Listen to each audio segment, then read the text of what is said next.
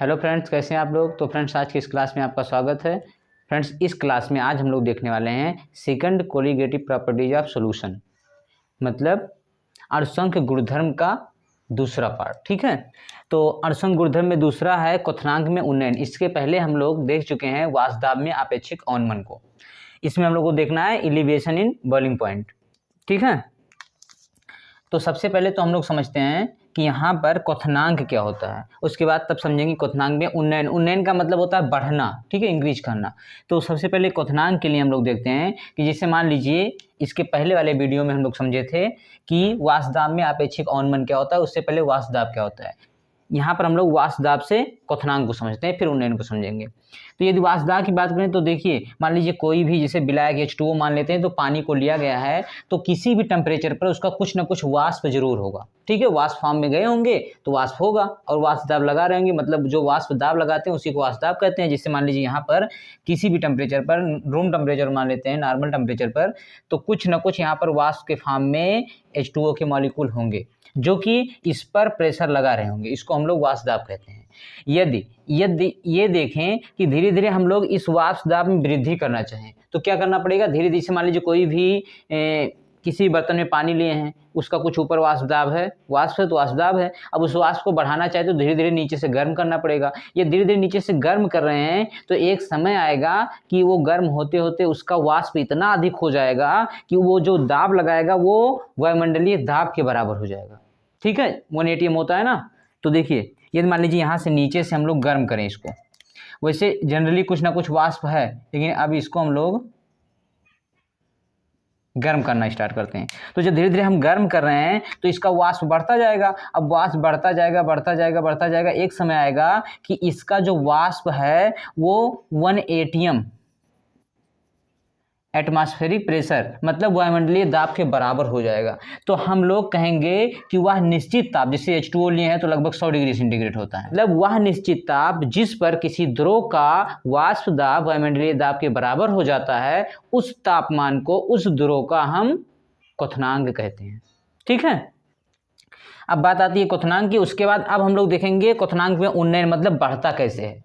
तो जैसे पिछली वीडियो में सेम हम देखे थे वाष्पदाब में आपेक्षिक अवनमन को या अवनमन को, उसी प्रकार सेम है। तो देखिए, यदि मान लीजिए यहाँ पर हम लोग देख रहे हैं कि एक विलायक लिया गया है। अब विलायक को मान लीजिए हमें सबसे पहले यदि गर्म नहीं किया जा रहा था, तो यहाँ पर मान लेते हैं कि टोटल, जैसे एक एग्जांपल लेते हैं, मान लीजिए एटमॉस्फेरिक प्रेशर जो होता है उसके बराबर इसके प्रेशर को होने के लिए, जैसे जो यहाँ पर वेपर प्रेशर लग रहा है, वाष्प दाब लग रहा है, उस वाष्प दाब को 1 atm होने के लिए यहाँ पर वाष्प की संख्या, वाष्प के कणों की संख्या चाहिए 50।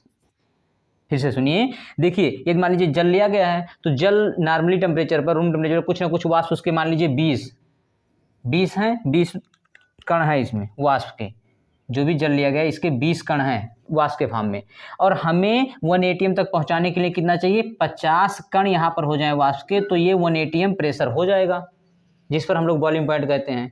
तो 50 तक पहुंचाने के लिए इसको हमें गर्म करना पड़ेगा। गर्म करते करते 100 डिग्री सेंटीग्रेड पहुंच गया टेम्परेचर, फिर मान लेते हैं कि इसका 50 हो गया, मतलब 100 डिग्री सेंटीग्रेड पर यहाँ पर 50 मॉलिक्यूल वाष्प के हो गए। अब इसका जो प्रेशर है इस द्रव पर लगने वाला वो 1 atm हो गया। कितने डिग्री सेंटीग्रेड पर, 100 डिग्री सेंटीग्रेड पर कितना हो गया, 50 कण हो गया। अब मान लीजिए इसमें हम कुछ अवाष्पशील विलेय मिला देते हैं, नॉन वोलेटाइल सोल्यूट, तो फिर देखते हैं कि कितने डिग्री सेंटीग्रेड पर ये 50 मॉलिक्यूल पूरे होंगे और 1 atm होगा।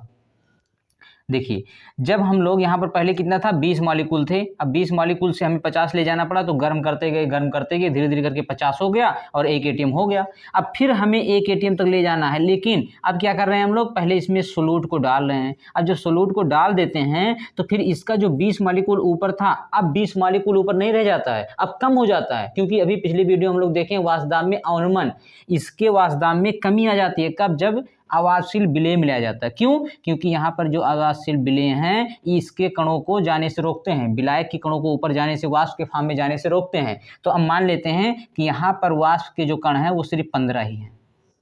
पहले कितना था, 20 था, हमें 50 मान लेते हैं, 50 तक पहुँच के 1 atm हो जाएगा। तो 50 तक पहुँचाना था तो 100 डिग्री सेंटीग्रेड तक गर्म किए थे, लेकिन अब 15 ही है और पहुँचाना कहाँ तक है, 50 तक, जिससे 1 atm हो जाए। ठीक है, क्योंकि बॉइलिंग पॉइंट देखना है। बॉइलिंग पॉइंट मतलब 1 atm प्रेशर होना चाहिए, ठीक है, क्योंकि वायुमंडलीय प्रेशर 1 atm होता है। अब यहाँ पर 15 से 50 ले जाना है, यहाँ पर हमें सिर्फ 20 से 50 ले जाना था। तो अब 15 से 50 ले जाने में यदि हम 100 डिग्री सेंटीग्रेड तक गर्म करते हैं तो यहाँ पर मान लीजिए जैसे यहाँ पर 30 बढ़ाते हैं, यहाँ पर 30 बढ़ेगा तो सिर्फ 45 ही हो रहे हैं। कितना हो रहा है? 45। और हमें चाहिए कितना? 50 पूरा करना है। तो अब 100 डिग्री सेंटीग्रेड से थोड़ा सा टेम्परेचर और बढ़ाना पड़ेगा, ठीक है। तो वही फ्रेंड जो मान लीजिए यहाँ पर 100 डिग्री सेंटीग्रेड पर बॉइलिंग पॉइंट मिल जाता था, मतलब क्वथनांक आ जाता था, अब वो 100 डिग्री सेंटीग्रेड थोड़ा सा और बढ़ाना है, अधिक करना, क्योंकि यहाँ पर 15 से 45 ही हुआ है 100 डिग्री सेंटीग्रेड तक पे। अब 15 से 45 हुआ है, फिर 45 से हमें 5 और बढ़ाएंगे तब 50 होगा। इसका मतलब यहाँ जिससे एग्जाम्पल में मान लेते हैं 1 डिग्री सेंटीग्रेड टेम्परेचर और देंगे तो 101 डिग्री सेंटीग्रेड पर तब यहाँ जाके 50 मॉलिक्यूल पूरे होंगे। और जब 50 पूरे हो जाएंगे वाष्प के, फिर ये 1 atm हो जाएगा। तो मतलब क्या हुआ कि यहाँ पर सिर्फ 100 डिग्री सेंटीग्रेड पर ही 1 atm प्रेशर मिल जाता था वाष्प दाब, और वो क्वथनांक कहलाता था कितना? 100 डिग्री सेंटीग्रेड। लेकिन अब क्या हुआ, जब इसमें विलेय को मिला दिया गया, अब इसके वाष्प में कमी आ गई, फिर हमें 1 atm पूरा करने के लिए, मान लीजिए 50 मॉलिक्यूल पूरा करने के लिए वाष्प के फॉर्म में हमें 101 डिग्री सेंटीग्रेड गर्म करना पड़ रहा है। तो यहाँ 100 था और यहाँ कितना हो गया? 101। तो टेम्परेचर में कुछ वृद्धि हुई ना, तो उसी को कहते हैं क्वथनांक में उन्नयन, ठीक है। मतलब जब विलायक था 100 डिग्री, मान लीजिए पानी एग्जाम्पल ले लेते हैं, तो जब विलायक था 100 डिग्री सेंटीग्रेड गर्म करने पर हमारा 1 atm प्रेशर हो जाता था, उसी को हम लोग क्वथनांक कहते थे।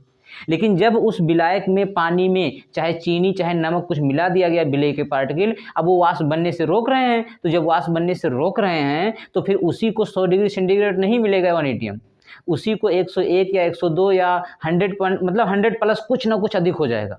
तो जो कुछ 100 से अधिक, 100 से अधिक डिग्री सेंटीग्रेड देना पड़ रहा है, गर्म करना पड़ रहा है हमें क्वथनांक तक पहुंचने के लिए, उसी वृद्धि को हम कहते हैं क्वथनांक में उन्नयन। ओके फ्रेंड्स, उम्मीद है आप लोगों को समझ में आया होगा। तो देखिए फ्रेंड्स, यदि मान लीजिए हम लोग क्वथनांक में उन्नयन को ग्राफ से समझे, ग्राफ की मेथड से, तो यहाँ पर मान लीजिए इसमें हम ले रहे हैं इधर टेम्परेचर को ले लेते हैं, और इधर ले लेते हैं वाष्प दाब, वेपर प्रेशर। इस पर वेपर प्रेशर, इस पर टेम्परेचर।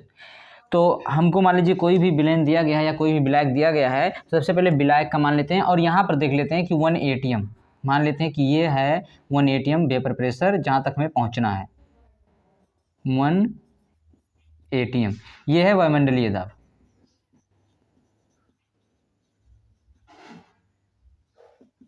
ठीक है, अब वायुमंडलीय दाब तक पहुंचेंगे तभी हम उसको क्वथनांक कहेंगे।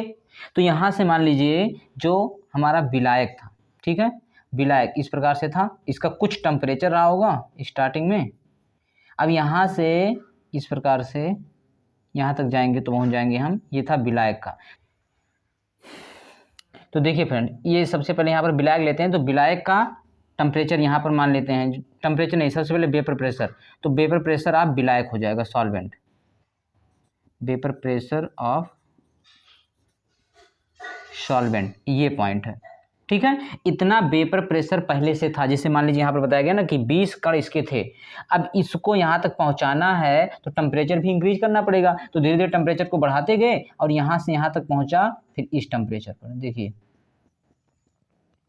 इसको मान लेते हैं T0। सिर्फ विलायक था, उसमें कुछ मिलाया नहीं गया था, तो उसका जो बॉइलिंग पॉइंट है TB0 कर दो या T0 कर दो, ठीक है, TB0 कर देते हैं।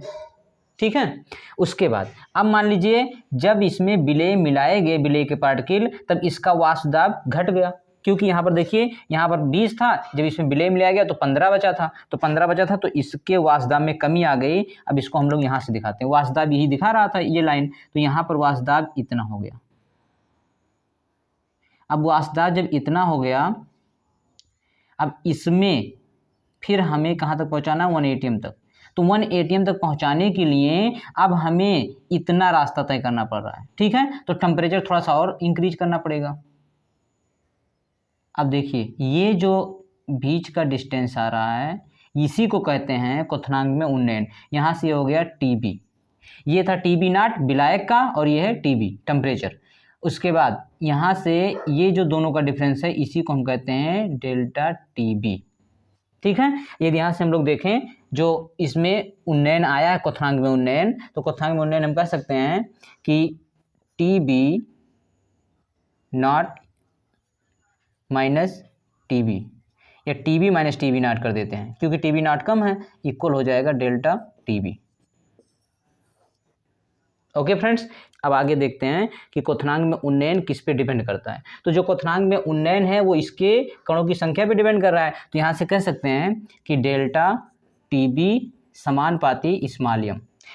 तो अब हम लोग यहाँ से स्मॉल m देखें, स्मॉल m क्या है, विलेन का मोललता है, ठीक है। तो मोललता मतलब क्या हुआ कि विलेय के मोलों की संख्या 1 किलोग्राम विलायक में, या कह सकते हैं 1 किलोग्राम विलायक में उपस्थित विलेय के मोलों की संख्या को हम उस विलेन का मोललता कहते हैं, ठीक है। स्मॉल m क्या है, विलेन का मोललता है। अब यहाँ से आगे हम लोग देखते हैं, यहाँ से फ्रेंड्स देखिए ये जो है यहाँ पर लिख भी सकते हैं हम लोग, ये है सॉल्वेंट, सॉल्वेंट के लिए, और ये है सॉल्यूशन, ठीक है। ये सॉल्यूशन का है, सॉल्वेंट का है। अब यहाँ से यदि हम लोग देखें, यदि यूनिट की बात करें कि मात्रक क्या होगा इसका, KB का, ठीक है। तो KB का यूनिट हम लिख सकते हैं यहाँ से क्या होगा, KB इक्वल हो जाएगा delta TB by small m। Delta TB मतलब केल्विन, ठीक है, केल्विन।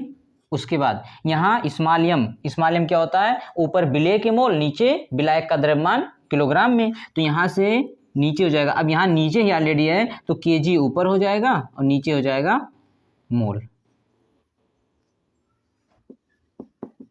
मतलब केल्विन किलोग्राम बटे मोल, इसका मात्रक किसका, KB का, ठीक है, मोलल उन्नयन स्थिरांक का। अब यहाँ से हम लोग देखते हैं यदि m का मान रखें तो स्मॉल m इक्वल क्या होता है, विलेय के मोल, विलेय के मोल बटे विलायक का द्रव्यमान kg में, विलायक का द्रव्यमान kg में, विलायक kg में। अब विलेय के मोल बराबर विलेय के ग्राम में मात्रा बटे विलेय का अनुभार, ग्राम में मात्रा मान लेते हैं स्मॉल w बटे स्मॉल m, ठीक है। उसके बाद विलायक kg में, तो विलायक को मान लेते हैं कैपिटल W।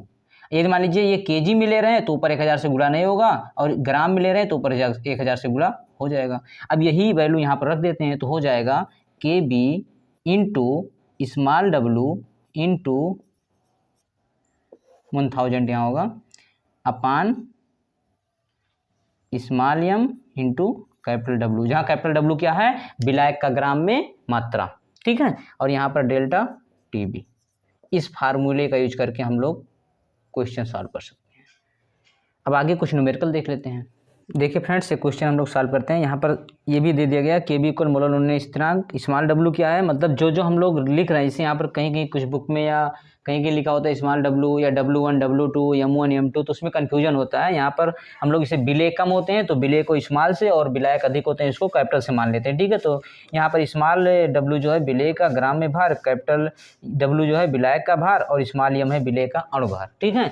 अब एक क्वेश्चन है, यहाँ पर क्वेश्चन को समझ लेते हैं, उसके बाद क्वेश्चन को हम लोग सॉल्व करते हैं। तो क्वेश्चन क्या दिया गया है, 6 मतलब 6 ग्राम यूरिया को 200 ग्राम जल में घोलने पर जल के क्वथनांक में उन्नयन की गणना कीजिए।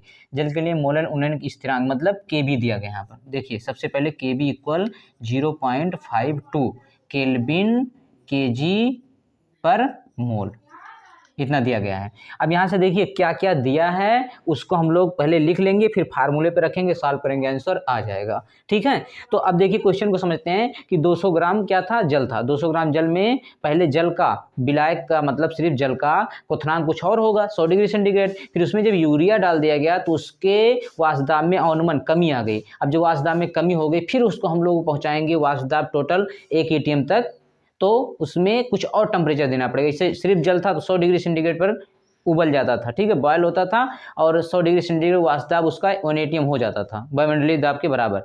लेकिन अब जब उसमें यूरिया डाल दिया गया, विलेय अवाष्यशील विलेय डाल दिए गए हैं, अब उसका जो वाष्प दाब है घट जाएगा। उसको गर्म करेंगे तो 100 से अधिक गर्म करेंगे, तब जाके वो 100 मतलब 1 atm तक पहुँचेगा, तब उसका बॉइलिंग पॉइंट आएगा। तो ये बॉइलिंग पॉइंट में कितना मतलब अधिक हुआ, 100 था अब कितना हो गया, वही हमें डिफरेंस निकालना है, ठीक है।